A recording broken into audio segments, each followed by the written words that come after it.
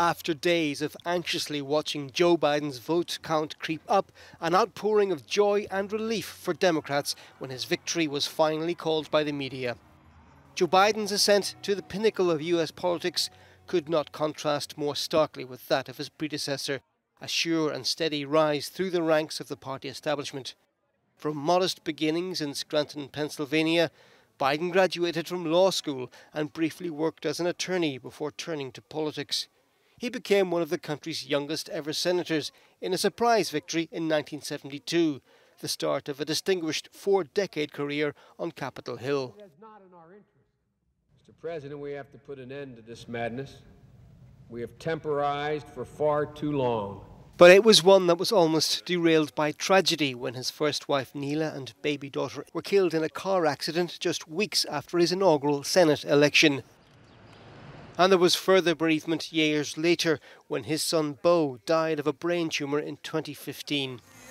After a failed presidential bid in 1987, Biden ran again 20 years later but found himself eclipsed by a uniquely charismatic opponent. Barack Obama, however, valued his elder colleague's experience and chose him as his second in command. Best Vice President America's ever had, Mr. Joe Biden.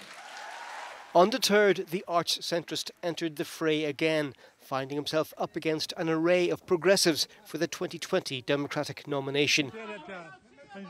After a faltering start, he swept to victory against Bernie Sanders, his main leftist rival.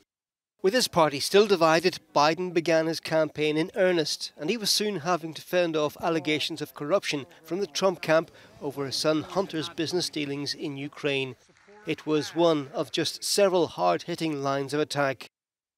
The president's team also sought to portray the Democrat candidate as mentally declining, a hostage to the left, and inherently weak. He was mercilessly mocked by Trump for giving campaign speeches from the basement of his home in Delaware. I can't tell you what's going to happen. We have a sleepy guy in a basement of a house.